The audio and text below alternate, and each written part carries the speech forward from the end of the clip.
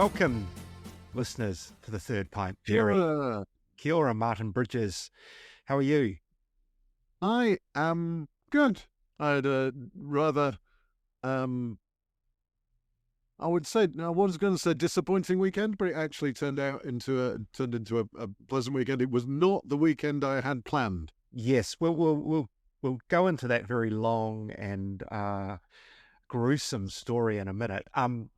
But your listeners, you are on a beer podcast, just in case you're wondering. We had it's not a travel broadcast, but podcast, but it does involve Martin's unfortunate travel experiences last weekend, where he failed to get to Winter Ales in Wellington. Maybe we should start there. We were going to talk about the Smith's IPA Challenge in Queenstown before we get to our guest. But since we've set it up now, Martin, I think you were messaging me through the course of the day. And for people, if you're far enough removed from the last Friday in June, or if you're not in New Zealand and don't remember it, it was one of just those bad weather days that New Zealand gets, where it was blowing an absolute southerly gale through Wellington. We got a bit of it here in New Plymouth. I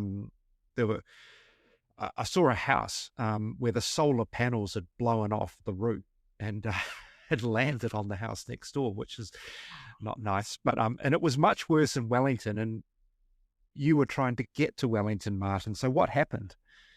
Because I live in quite away from the airport, I had to leave fairly early. So I left my house at 5:30 in the morning for a 7:30 flight, and at 6 o'clock they cancelled it. And then offered me an alternative of flying to Nelson and then from Nelson to Wellington, which didn't sound particularly appealing, but because I was going down not only for the Winter Ales Festival, but also to record a couple of interviews for this podcast and to have a discussion with Josh from Garage Project about something else. Yeah, I was determined to get there, but by 2 o'clock in the afternoon, they had decided that not only was I was not going to be going to Wellington on Friday, and that the earliest they could offer me a flight was on Sunday morning, which would have meant I would have flown down on Sunday morning and flown back on Sunday afternoon, which did seem rather pointless.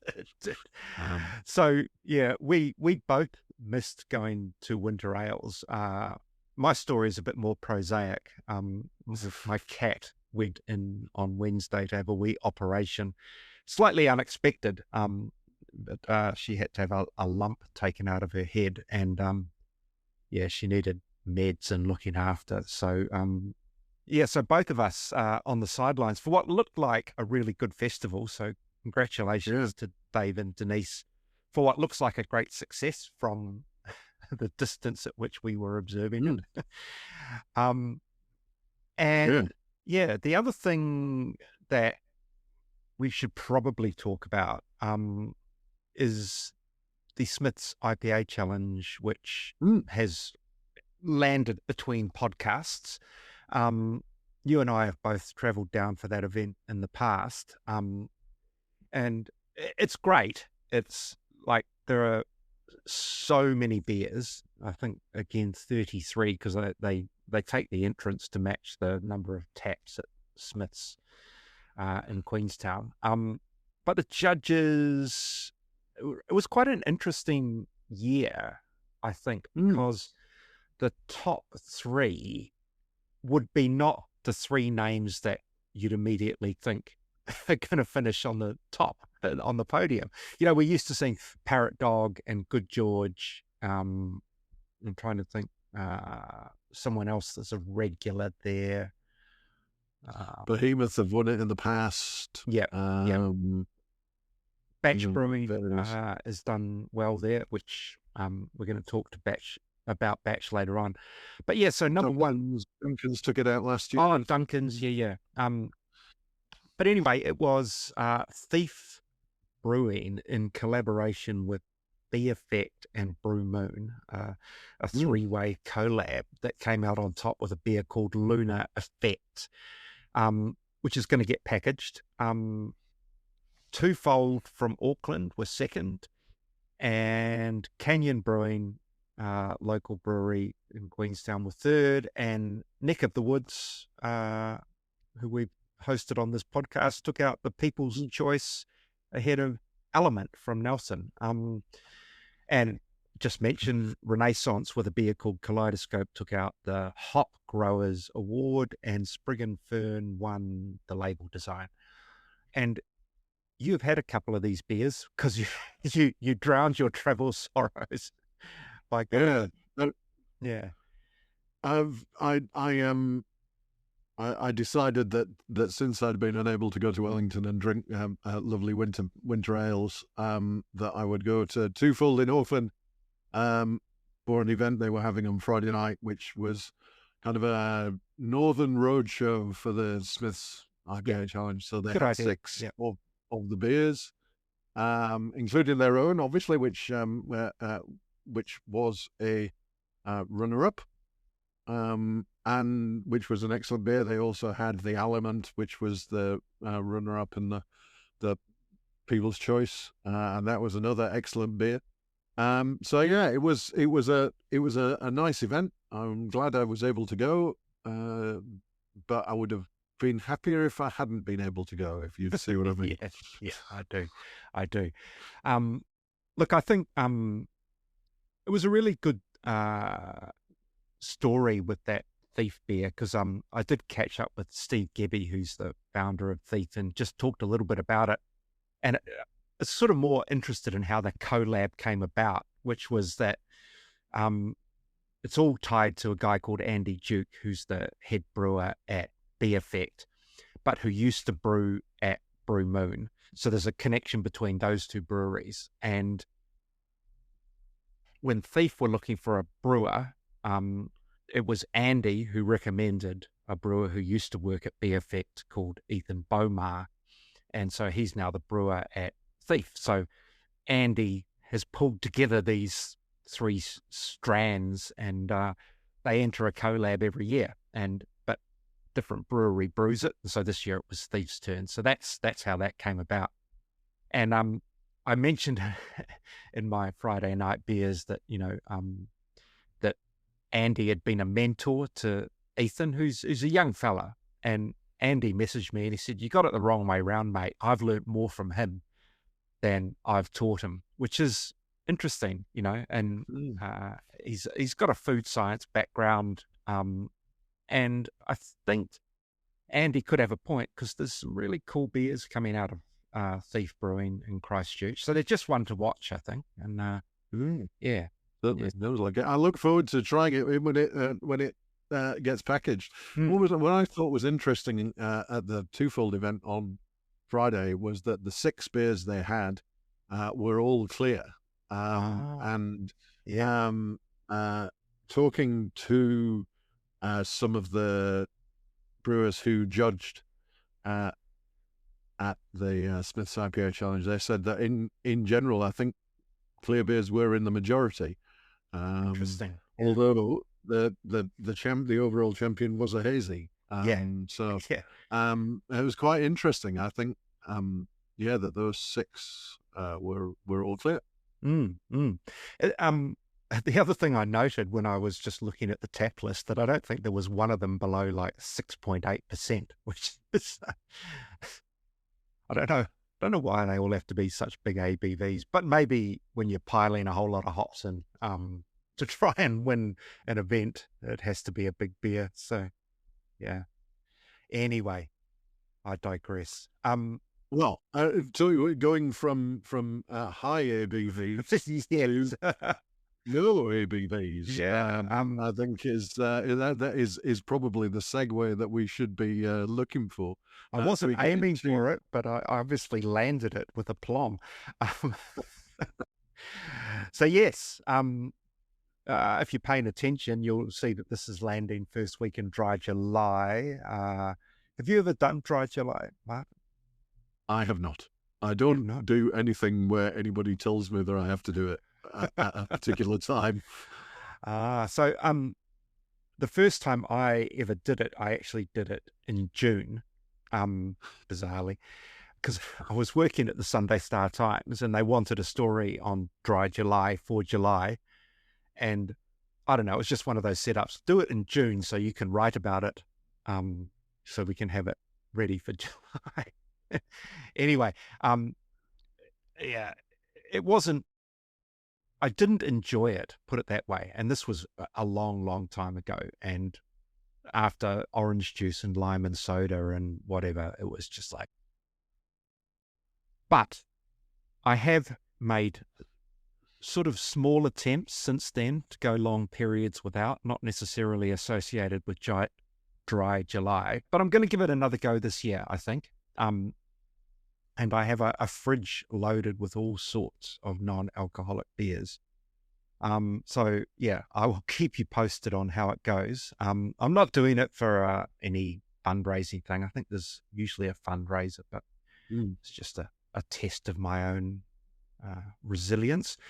But what I think has happened since I did that first one way back in the day is there are now way more options. Oh, yeah.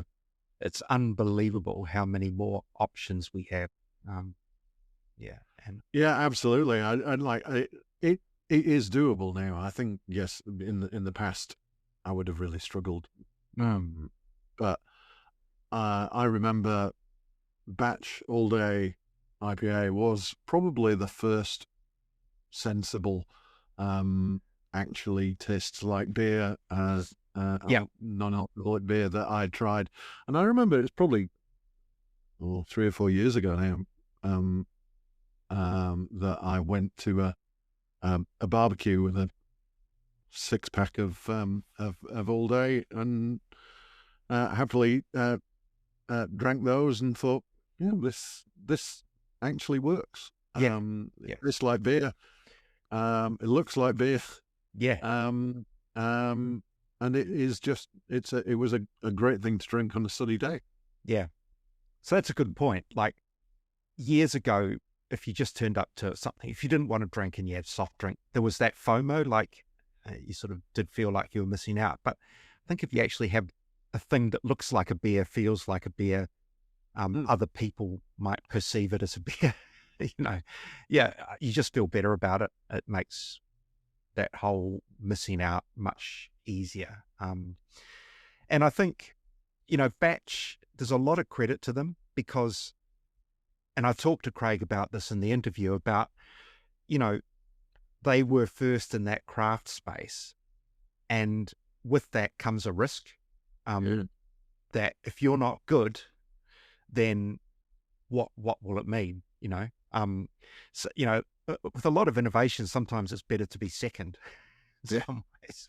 Fast forward. But anyway, yeah. And luckily they landed it, that beer from the get-go was really good and it was a game changer. And, before long, Garage Project were out with Tiny and then just boom, boom, boom, a whole lot more come out. And, but yeah, Craig's got to take a lot of credit for being daring enough to go there and with the crew at Steam Brewing to get it right, from the get-go. Yeah. So, I think the other thing worth noting about Batch is there's a little bit of a backstory there. And it sort of, Craig nearly skipped over it, but it's his connection to Limburg, which I think is also interesting, and we do draw that out in the interview, but for a lot of craft beer people, and you may have arrived in New Zealand maybe just as Limburg was maybe starting to go out, I think. Yeah, I think I caught growth. the tail end of it. I remember drinking Limburg Hopsmacker as a really great beer in 2007. Yeah. But they weren't around for that much longer after that. No. I think I missed them. I arrived back in New Zealand in 2005, but I wasn't really into craft beer as such until about 08-ish, 09. And so I think they gone by that point. But, you know, they are one of those breweries that people just talk about with great fondness. You know, Chris O'Leary did some great work there, and you know, and he then went on to Emerson's. He's a good friend of Richard's and worked there for many years. Now out of the industry, of course, but yeah. So Limburg's an interesting story because the batch, when they came and Craig started that brand, he kind of leant back into the Limburg recipes, which was, you know, and it's almost like they were ahead of their time, you know. Yeah, and there was a little bit of the aesthetic I saw come through from Limburg days. That it appeared to be like there was a bit of a harking back to that. Yeah, yeah. But anyway, you know, they've been around for a long time now, Batch, proven that the contract brewing model is sustainable, which is we talk about as well. And anyway, I'm I'm telling you everything that's in it. You should probably leave something for people to listen to. So without further ado, we'll cross over to my chat with Craig Cooper from Batch Brewing. Craig Cooper, welcome to the Third Pint Theory. It's an absolute pleasure to have you here. Hello, Michael, and great to be on the podcast. Yeah. Yeah. You were on our list, our get list, very early in the piece. So it's taken a little bit of wrangling to get you on, but it's going to coincide with Dry July, which is probably not a bad thing given the bulk of the beers you do these days. Yeah, well, the timing is good, and yeah, I'm sorry it's been so difficult to tie down. I guess summer got in the way, probably is a part of the excuse. Yeah, yeah. Hey, I thought, I mean, a lot of listeners or people who are watching it on video will know who Batch Brewing are, and with your great artwork, they'll be familiar with that, and we'll talk about that later. But I thought you've got a really long history in the beer industry, and I just wondered if you could sort of talk us through a little bit of that. Like, basically, how did you get started in it? Yeah, well, actually, I pondered this morning while I was driving between meetings, and I'm going to really age myself by even admitting to this, but I've just ticked over 38 years in the liquor industry, which is a fairly decent run. I obviously enjoy it. It's in my blood. Yeah. With the name Cooper, I guess I'm a barrel maker of some repute in the lineage. No, I started coming out of uni. I'd majored in marketing, and I saw a job advertised with Lion, a marketing graduate trainee, and it looked like the perfect job to me for any student, I guess. So that was the beginning of my career in liquor, and I roughly spent a third of the time, but maybe it's becoming a bit less, but with Lion over 9 years in various marketing roles in Australia or New Zealand and Australia. And then I moved broadly across into the spirits business with a little bit of wine, and worked in Australia and internationally out of Amsterdam over about 8 years. And then I ran Independent Distillers Canada, which was a subsidiary of Independent Liquor New Zealand for 3 odd years before I came back into beer with CUB in Australia in a GM role. And then 2013, I moved back to New Zealand with my young family, and to get closer to, I don't know, the accessibility of New Zealand, family and friends here, and also with a very distinct mission to set up a craft beer business, which became Batch Brewing. That was 13 years ago. So yeah, I've had a lot of my time in beer. It's all been marketing, sales, general management. In the middle there, and I've glossed over that, but I did buy into the Limburg brewery in Hastings, which Chris O'Leary started in the late 90s. So he's one of the pioneers, along with the Carl Vastas at Tuatara, and Richard Emerson, of course. But I bought into Limburg, and this was 2005, and stuck with that for 3 odd years. This was the infancy of craft beer in New Zealand. I mean, we were primarily supported by wineries in Hawke's Bay, who the winemakers loved the wheat beer range that we, the wit beers, the Weiss beers. They loved drinking our beer, and it got into the restaurants, and but it was very difficult getting beer, beyond there, because there just wasn't really a market for it, and it was extremely expensive. So after 3 years, I thought, this is an expensive hobby. The money I'd made on subdividing a residential property basically paid for my experiment in craft beer. But it was a lot of fun, and clearly enough fun that another 5 years later, I couldn't leave it alone, so I moved back to New Zealand, and thus Bach Brewing was born. And I think, we're probably craft beer people who start craft beer businesses are just like any entrepreneur. You have to have an element of madness and braveness to take the plunge and give up, what are very regular monthly salaries, or however the money comes in, to, it being a bit lumpy, and doesn't always go exactly according to plan. But here I am 13 years later, and there's been a lot of change over that period. I wouldn't mind just rounding back to Limburg for a minute. So were you overseas when you bought into that? It was, yeah. I was living and working in Amsterdam as global sales director for a joint venture business called Maxim between Absolute, Famous Grouse, Jim Beam, and Rui Cointreau, which was, a pretty amazing job, to be fair. We operated across 35 countries, which I got to visit, not all of them, but our major markets. And I was home for a major birthday in Hawke's Bay, which is where I come from. Very proudly, Beer Island is on our labels. And I I met Chris O'Leary while I was home, and anyway, I was so fascinated with his beer range that, by coincidence or not, was these wonderful wit beers that come from Belgium or parts of southern Netherlands.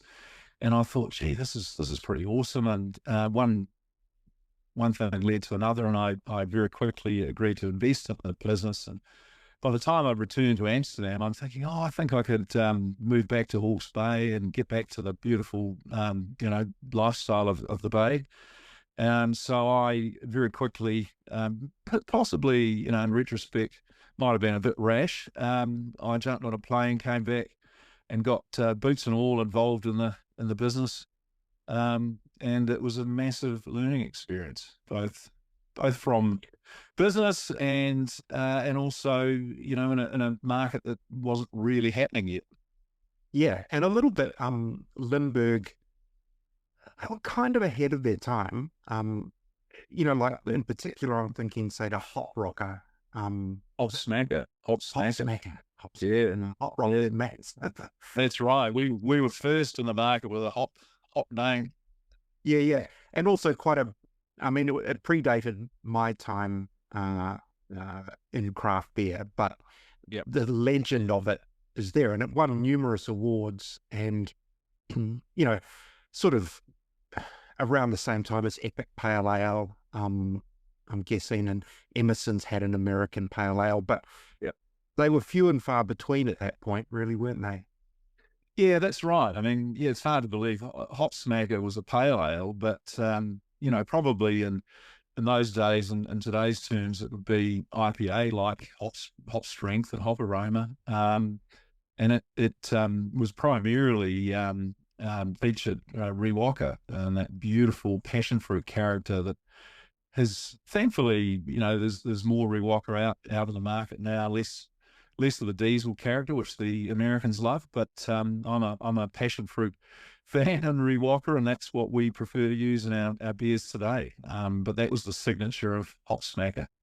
And it really was. I mean, without being immodest, it won the accolades, and it was a stunning beer. It'd be kind of interesting to see, you know, what it was like today. Yeah, yeah, yeah. And there's a sort of a connection there when you came back and decided to have a go with batch, and I sort of talk a little bit about the genesis of that. But Yep. you reincarnated that beer. Yeah. We did, yeah. We brought it back, dialed up, but still as a pale ale. And yeah, again, retrospect's a wonderful thing. Perhaps I was, you know, a little bit hung up on the nostalgia of the Limburg days, but you know, we had to start somewhere, and it was still an amazing beer. It just wasn't big enough. You know, the market had moved to, you know, very much West Coast IPA, and the, you know, in my view, they probably weren't very balanced. They were overly bitter, but that's, you know, where the market was in 2013. You know, we also launched Checkmate, which was a Bohemian Pilsner style that, in its day, won gold medals and trophies, built on the Pilsner Urquell style. I still think that's a fantastic beer, and we've had some very close iterations in the last 13 years because it's a style I like, and we've you know, we've resurrected it for, you know, if anything, my own selfish summer drinking. Yeah, the polygamy Pilsner of Yes, the most recent years. yeah, yeah. So when you decided to have a go with batch, what did you have the name? Did you have an idea of what it was going to be? And then how did the artwork in particular feed into that? And I guess your relationship with Donovan Bixley, who's the illustrator. How did that? How did it unfold?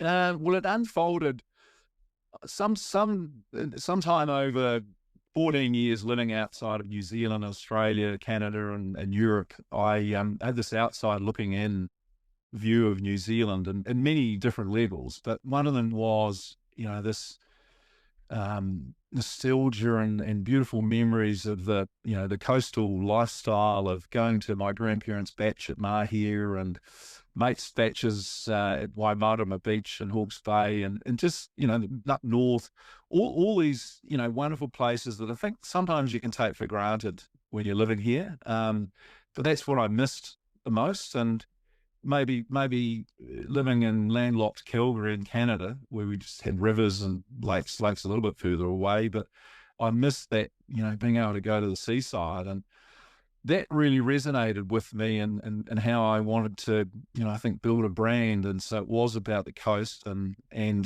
you know, the quintessential Kiwi batch represented that, you know, as much as camping does as well. But the batch was something to hang a hat on, and that's where the name started. And you know, I had considered using Limburg as, you know, resurrecting that, but one of the things that we got constant feedback was people were confused that it was a German beer or European, and I wanted to avoid that. The funny thing was, the first, because we were living in Melbourne at the time, the first Australian I showed, you know, the batch name to, they've gone, "Oh, Bach Brewing." I've gone, okay, brilliant. Anyway, Well, you don't export it, you'll be fine. Yeah. No, that's right. We'll get beyond that. So anyway, I'd considered, given my background, you know, with big corporate brewers and so forth, I'd considered going to one of the, you know, call them the Queen Street advertising agencies, and I don't know, their reception to this, you know, I thought wonderful brief I'd put together about, you know, the vision for the brand.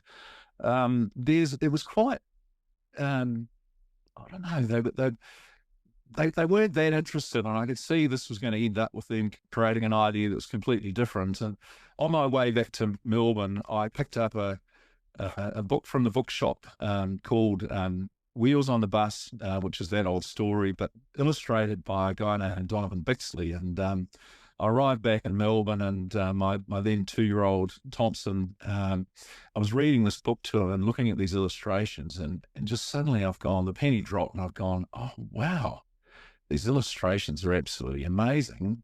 it's just captured that essence of New Zealand.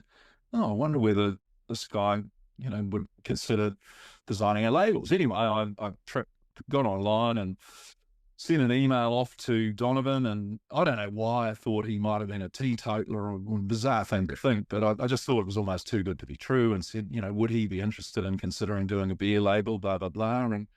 And rather than, him saying, send us a brief, he came back to me with a whole bunch of work that he's done in oils and watercolors of beach scenes, and a favorite place that he spent his childhood, and really selling me on his capability. And I thought, wow, this is quite impressive. Good start. And anyway, we didn't meet for another six months in person. We did it all by phone and email.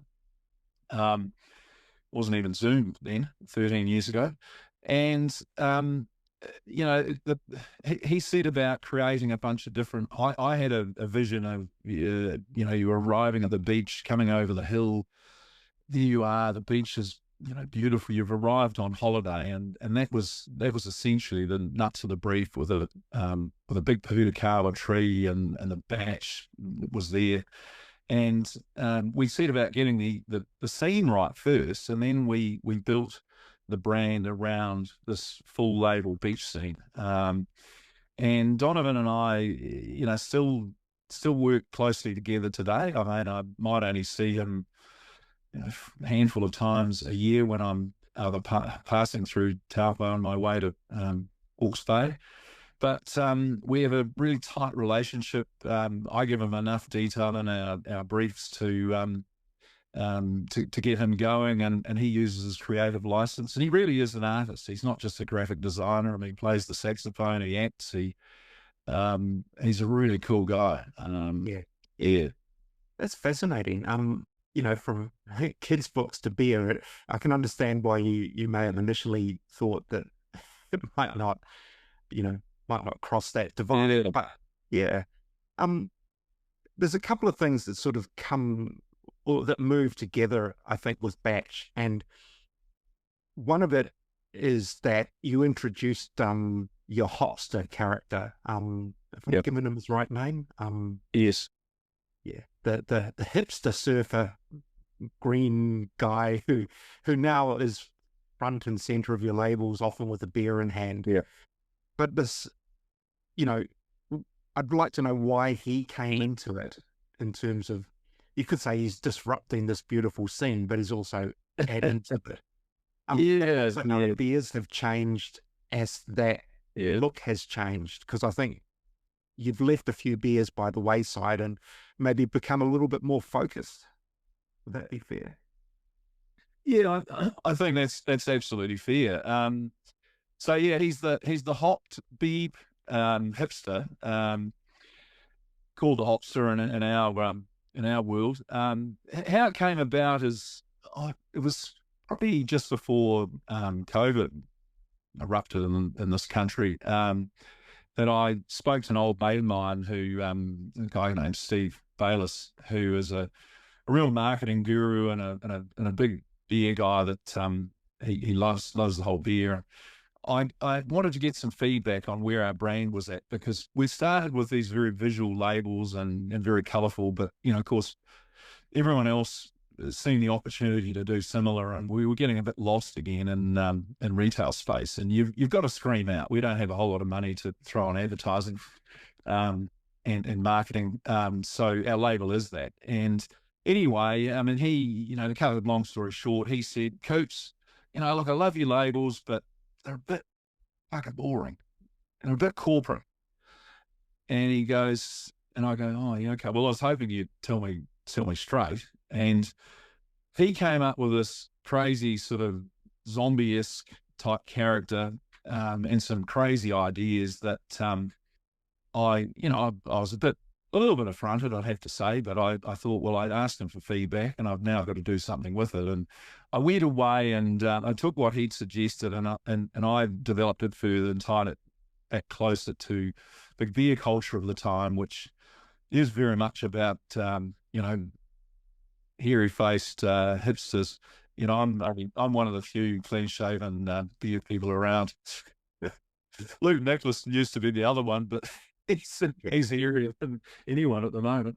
And anyway, so we started with Hop Smacked was the first iteration of this new Hopster character, and the whole idea was to be a bit more irreverent and have a bit more attitude and punch outside the boundaries and without unwittingly, I'd been anchored perhaps in a bit of my corporate past, which is, is very controlled and there's boundaries and whatever. And I needed that, real boot up the butt to go, okay, let's have some more fun with this. And so the Hopster enabled that, where we got away from being formulaic and just come up with any crazy idea. And it was really, well, it was invigorating and liberating all at the same time.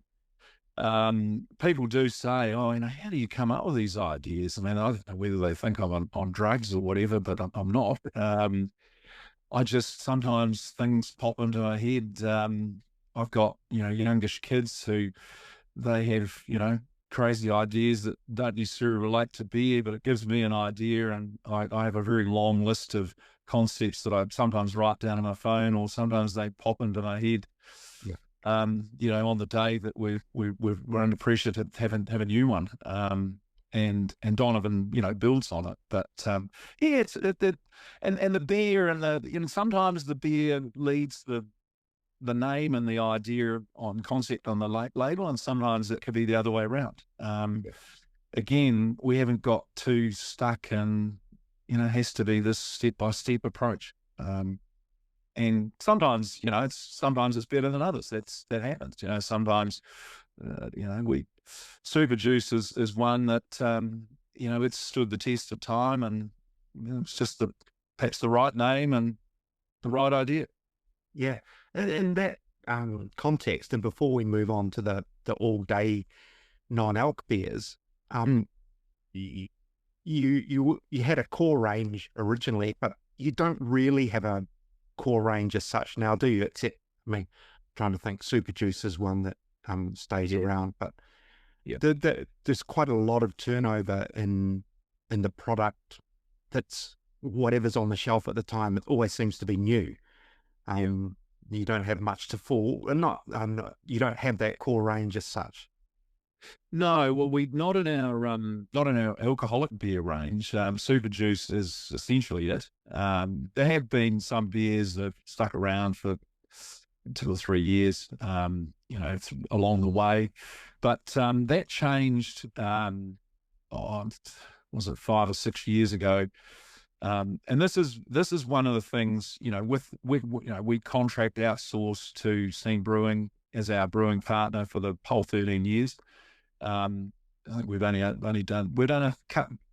used a couple of other breweries. Driftwood was Kegs would brewed at Sunshine and Gisborne for a while, and Joe Wood at Liberty did a one-off batch for us. But Steam has been our formidable brewing partner, and we have a really tight relationship with them. But that model means that there's some manufacturer margin that we don't have to play with, and that makes it very challenging in 6-packs.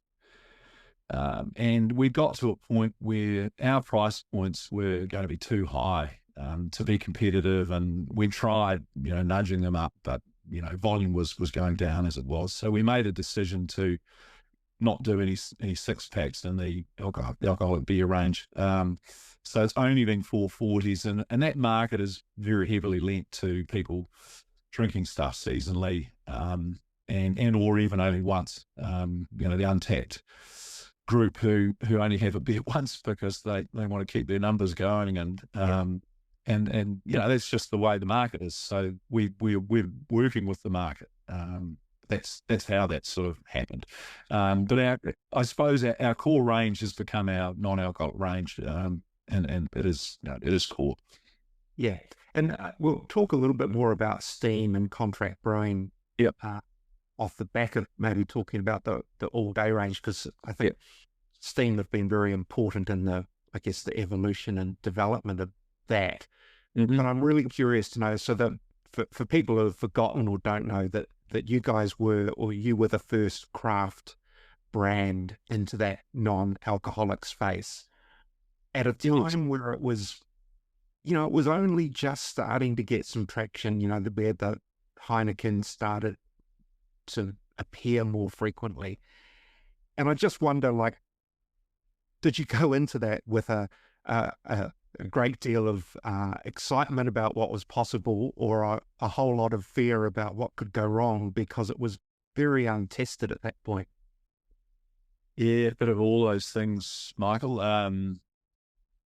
I'd been watching the non-alc market in Europe for some time because I've got a good mate who's a shareholder in Batch. He's the other minor shareholder, and he stopped drinking beer about 15 years ago, and so he's never had a Batch alcoholic beer, and he was always banging on at me about non-alcs, and so that stimulated me to be keeping an eye on it. We talked about bringing in some European non-alcs, but I was watching the growth of the market in Europe and particularly Spain.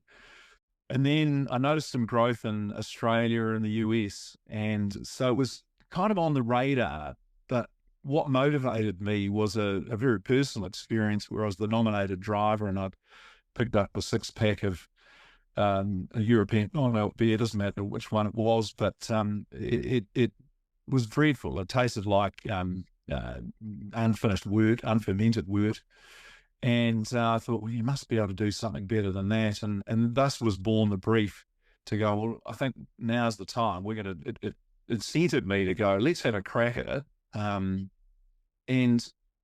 with the brief being, it cannot taste like wort. That is the first gate. And so, was there any fear? Not at that point. It was just, well, let's have a crack, and we'll go into pilot testing, which, to be fair, we don't do with any of our 440ml beers. We go straight into commercial brewing. So this was the first time we'd done a pilot approach, and we worked on that over about 4 or 5 months.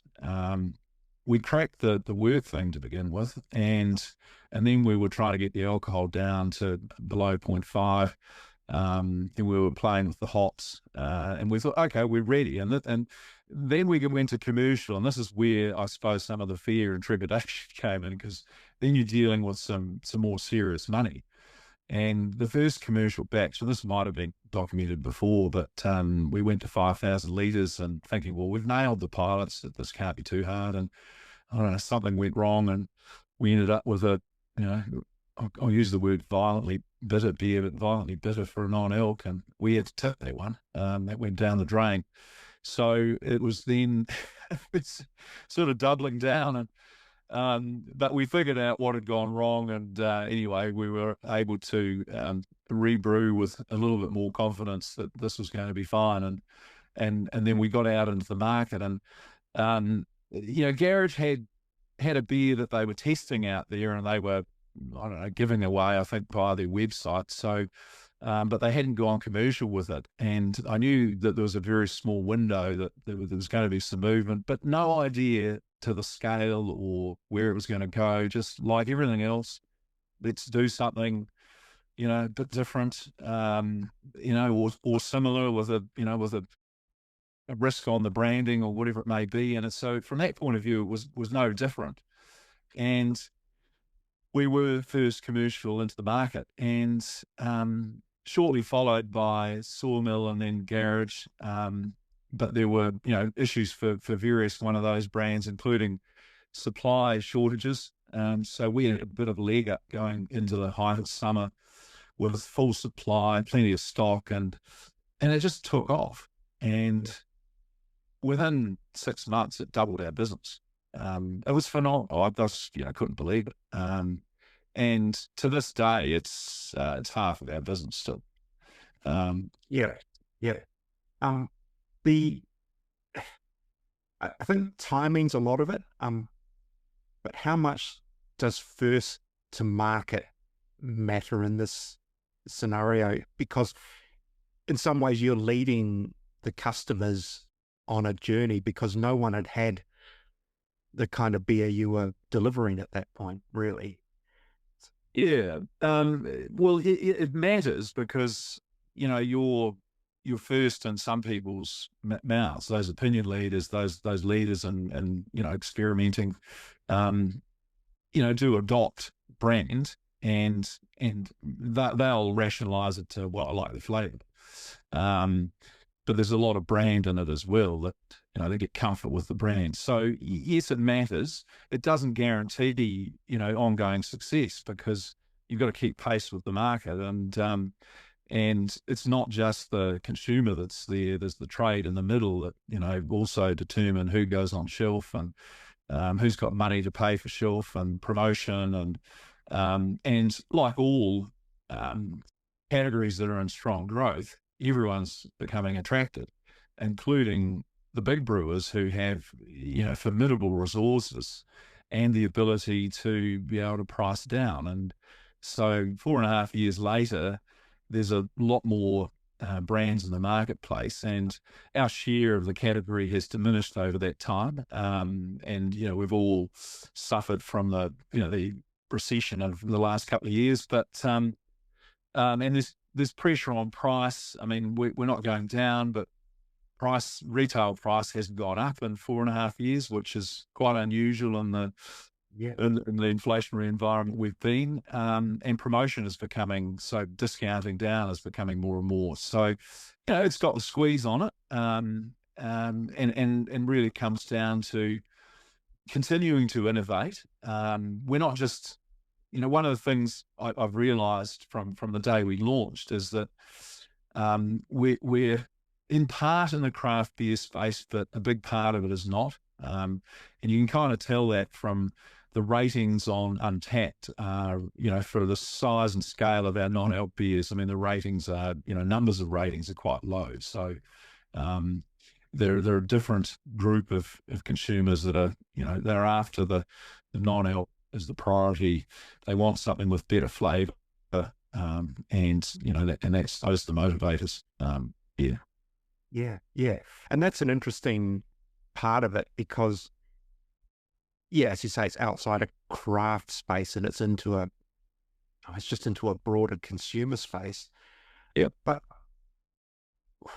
within that, I'm still, I know you talk about Untapped, and there are people that don't care about Untapped, but I think for maybe a speciality beer like a non-alcoholic, if people aren't going in there to look for, okay, what do other people think is the best? It is sort of important, is it? I guess it's like a Google review in some ways. It's yeah, well, maybe. I mean, I don't know how many people go in there to look to see what's the best. I mean, there's lots of, information points you can, you can Google, and, major competition awards could come up. Yeah, well, I was going to get to that. Yeah. And in our world, yes, we care about Untapped. It's not necessarily the overall rating. I mean, if it was a bomber, then I'd be really concerned. But I get a lot of value out of the comments. Yes, and that they're both good, bad, and indifferent, where you pick up stuff and you go, okay, there might be a good point there, even the negative ones as well. More than the absolute ratings. And of course, the bigger and the more ratings you get, the averages can diminish. And I have been amused by some of our competitors who claim to be the highest rating beer, non-alcoholic beer in Untapped, and they've got 20 ratings, and you kind of go, okay, well, I could get 20 of my mates to work in some ratings too.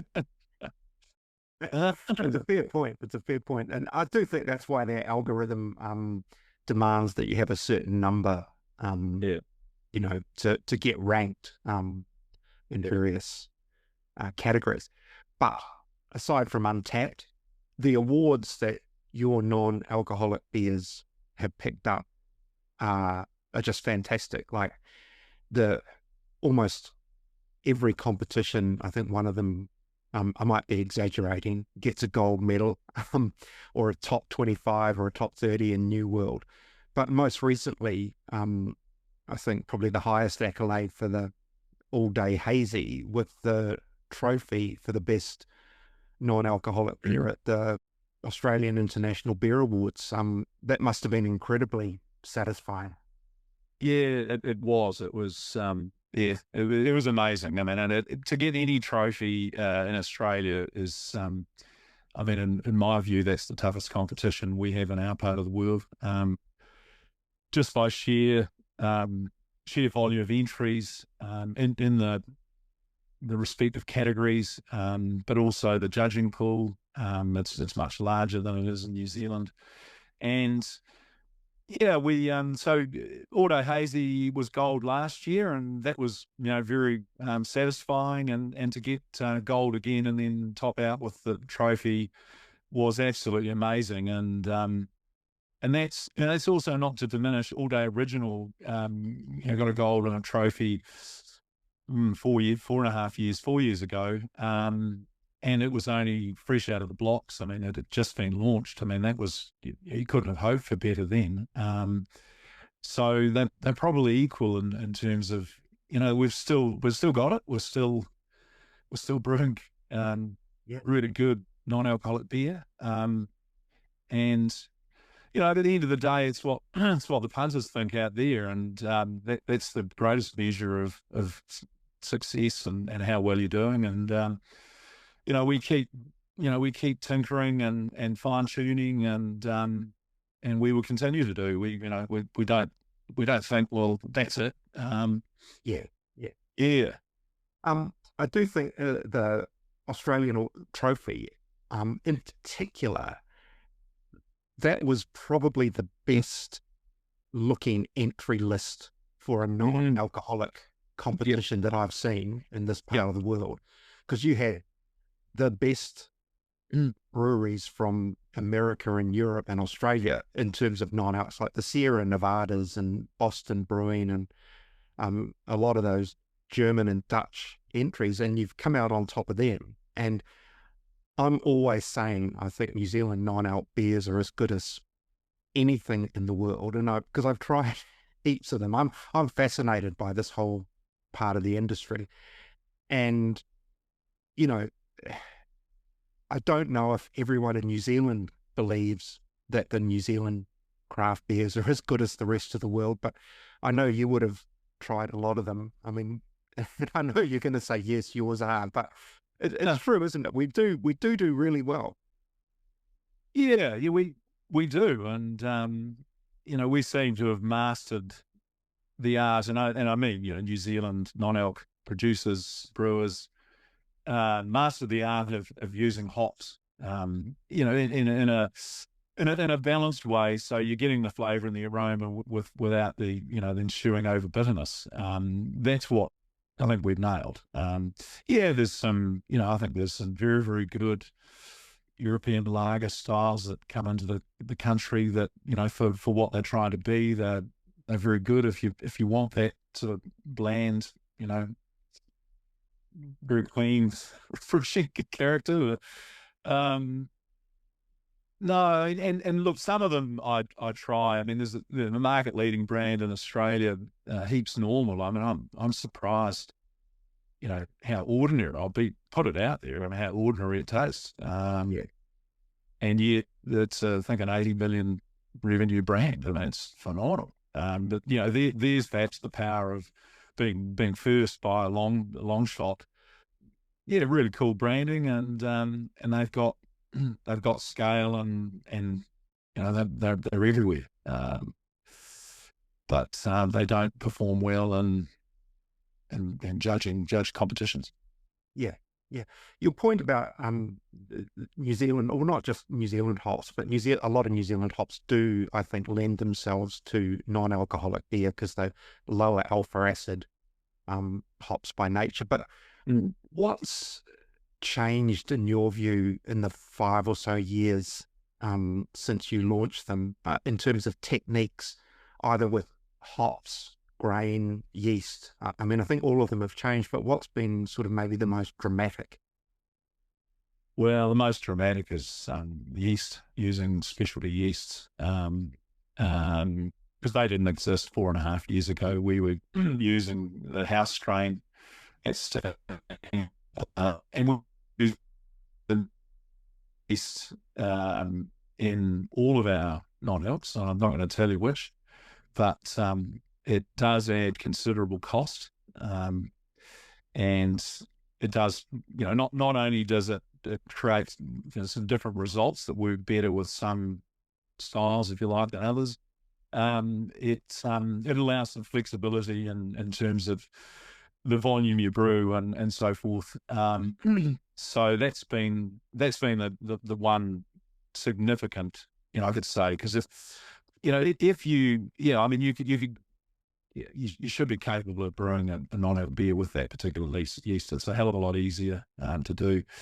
And the other thing, is the development of hops, which, not all of them fall into the 5-year window, but cryo hops and hop oils is also enabling to get a bit more depth. And, again, it's interesting, without naming any names, but there's a reported great innovation in developing a new non-alc beer using cryo and hop oils. Well, it's not that innovative because I'm sure other non-alcs are using it, including us. We just don't scream from the rooftops. We just get on about our business and they are what they are and people can taste it. So those would be the two things. I mean, malt, not really. I mean, we might fine tune a little bit, but there's not a lot of malt in non-alc beers. So the fine tuning is quite limited. We've experimented with various things to, improve the head retention and the lacing. I mean, those are the things that are quite challenging with such a low malt component. But yeah, so no, I'd say yeast and hops and look, that's not to say there are other things that are on the horizon. I mean, we've got some innovation coming spring this year that I think will be first in market. But who knows what the other guys are doing? Oh, I look forward to that. Yeah. I would like to just round back to talk about steam for a little bit, because as you've sort of pointed out, you come from a marketing background. Yeah. You've been in the industry for many years. You've seen a lot of things, but you're not the brewer as such. Yeah. So you have to rely on the expertise of the guys at Steam. And I just wonder how that works. Like, do you go in and say, I want a beer that's like this, or yeah. And how does the relationship work in terms of what they then create and how they tweak things? And do they have license to play around, especially with the non-alcs, to find better ways?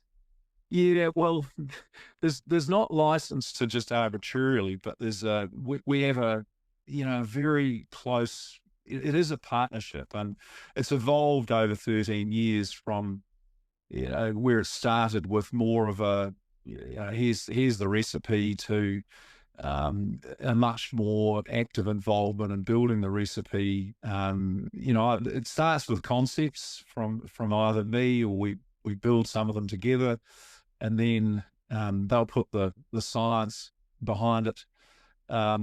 Steam are a very highly structured brewery in the sense that most of the guys there have come from big brewers at some point in their careers. So process and systems is very strong, and it's not to say that's not true in others, but that enables, again, to be able to work with. I know what's happening on a brew sheet, and I could literally structure a brew sheet from my desk. But where it's evolved to, and this is about, I think, building partnership and ownership and involvement. And I consider Steam to be part of the batch team, and vice versa, where there's been various people come through Steam over 13 years, and some of the people, like Shane Morley, is still there.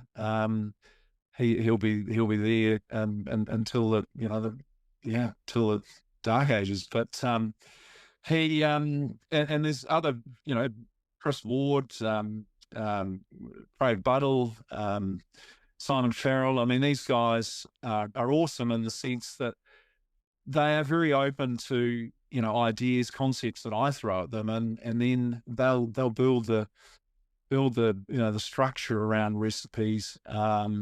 They do have license to come up with new ideas, but we have to talk about them before they implement them. And just recently, we're in development for a new beer for spring, and Craig had I won't tell you what it is, but he'd actually, as a bit of an aside, come up with another side idea, a bit of a twist on it, and it's absolutely outstanding. Now, it doesn't fit the original brief, but I'm going, and this is what I love about it. I'm going, okay, we might better do something with that. And so now I'm going to think about, well, what concept can we build around it to utilise that product opportunity, that beer style. So yeah, that's probably a bit ambiguous, but it's no, that's that. I think that nails it. It's just a really interesting relationship, and I know, we've talked about this in the past, about contract models, and another tenant, I guess, at Steam was Epic, and when they went into liquidation, Luke made a comment, Luke Nicholas, around, that not the contract brewing model might not be that viable anymore. And I think you've touched on this a little bit. It sort of maybe depends whether you're in 6-packs or 440s, but you've obviously been able to make it work and keep making it work for you. And I just wonder if it is, what your take on this contract system is, because I think there's fewer people utilizing it as a way to maybe start a brand these days, whereas it used to be way more common. Yeah, that's probably driven by perhaps still push on the greater economy in terms of the startups. That's true, but a lot of people don't know that the customer stream that goes into Steam, to pick one. Even I'm surprised, and I go, "Oh, that's interesting." Somebody, brewers from all over New Zealand, Wellington, West Auckland, etc. I go, "Oh, that's fascinating that they popped up." And they might be doing one-offs, or they might be using steam to brew non-alcs because they pasteurizers, and that's absolutely critical to non-alc beer. So there's some quite a number of non-alc brands at Steam as a result of that. And just on that, I mean, I don't have any concern about secrets from the batch range, because it's not. I've never heard anything about any other person's beer in 13 years I've been there. I mean, Steam are absolutely watertight from that point of view, and high integrity, and I respect them for that. But back to the contract model, you've got to, like all businesses, you've got to go, well, this is my cost, and this is the market that I'm going to. Do the two marry up, or do I need to choose a different market or a different category? And that's what we've done. Is so we've just had to acknowledge that there's pieces that we can't play in, and adjusted our strategy and the direction of our business. But it does work, and the pieces that it's again very easy in your own brewery where you're looking at your overall margin, but what are all the overheads that are feeding out of that, and what's left, and what's the true see-through profit on a per SKU basis. We know that. We know that the day that beer is made. I mean, we have see-through profit apart from the freight component, shipping out to customers, but we have a very live profitability model, and that's a leg up. I mean, it also, unfortunately, when the market is slower and tougher, we can dial back our brewing very, very quickly, and we don't carry the overhead costs for that. So And similarly, we can dial it up very quickly. So that's the benefit of the contract model. Yeah. Good summary. We've rapidly come to what I thought might be the end point of this conversation, time-wise, but there's a lot more that could be said. But I thought, given and you're talking about, your 38 years in the beer and liquor industry, you've seen a lot. Are you able to project 2, 3, 5 years down the line about what you think might happen with craft beer, especially? Yeah. If I knew, I wouldn't tell you. But it's just as well I wasn't doing this over a beer, or we'd be here for hours, Michael. I can wax lyrical. Look, I think non-alc lifestyle, call it lifestyle beer, I think is going to continue to evolve and develop. And when we're clearly the greater marketplace, there's a lot of interest in supplements, both in middle-aged people that need to avoid muscle atrophy.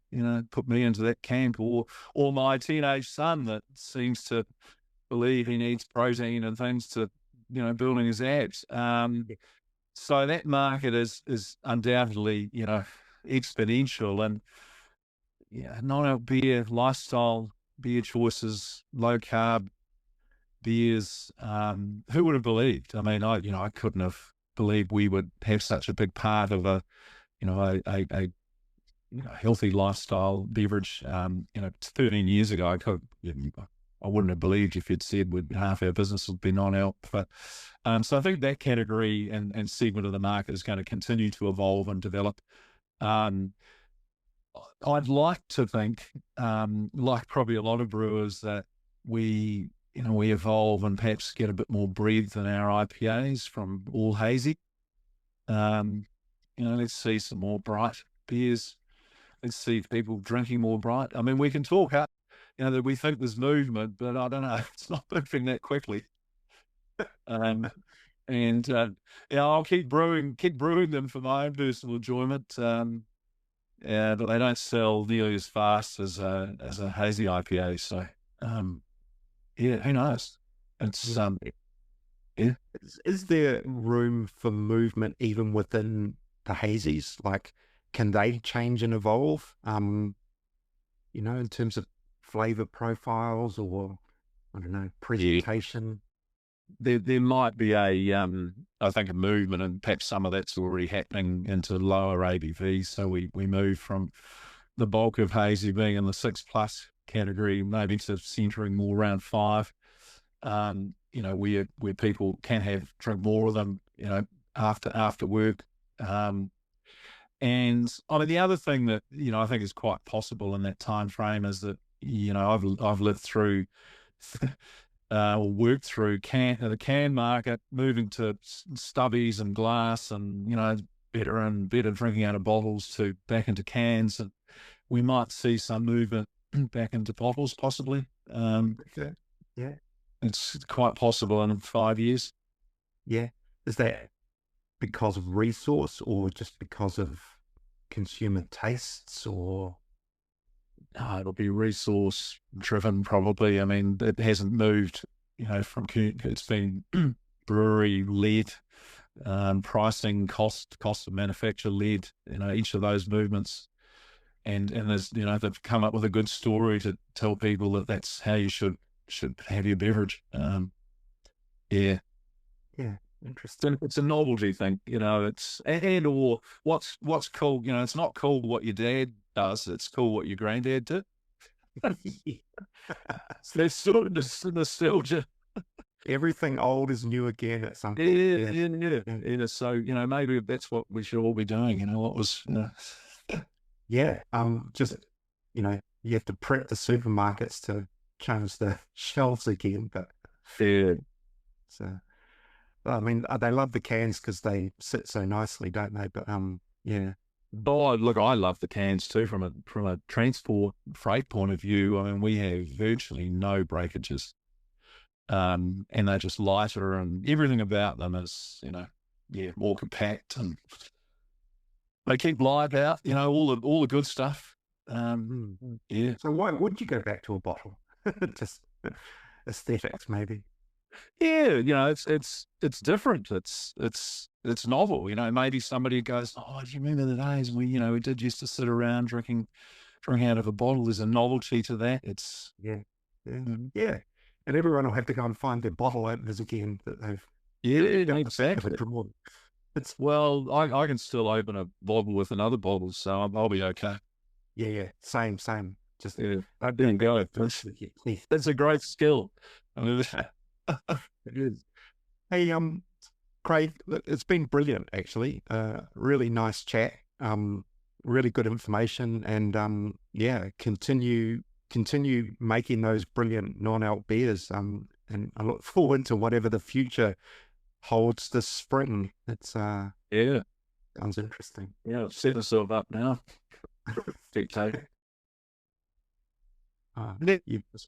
Things the end of time, so you lured me in somehow.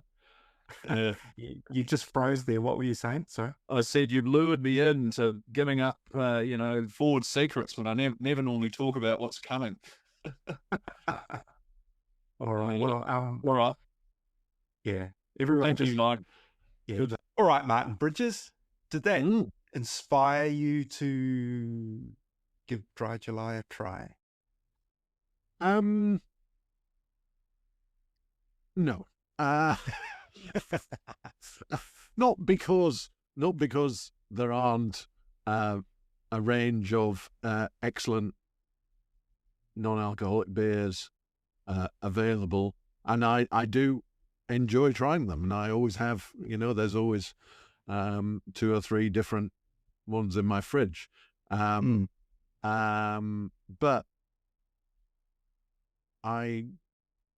there are so many other beers that I want to try during July. There's all the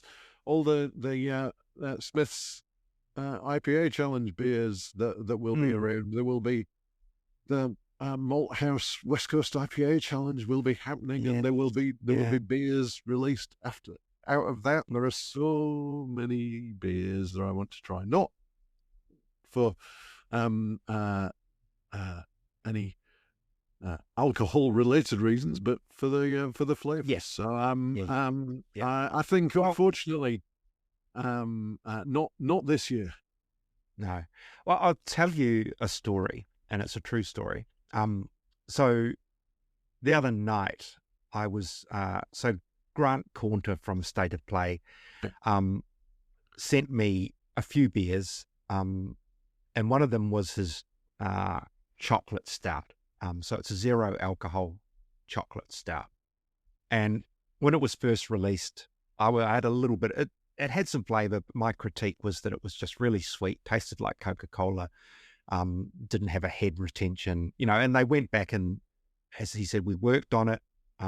He said, try it again. It doesn't taste like Coca-Cola. No. Anyway, so yes, it has a really lovely frothy head again now, and a little bit more, robustness maybe, and a bit of bitterness, and it's really nice. It's a spiced chocolate stout. Anyway, I had one. I thought, yep, fair dues, good beer.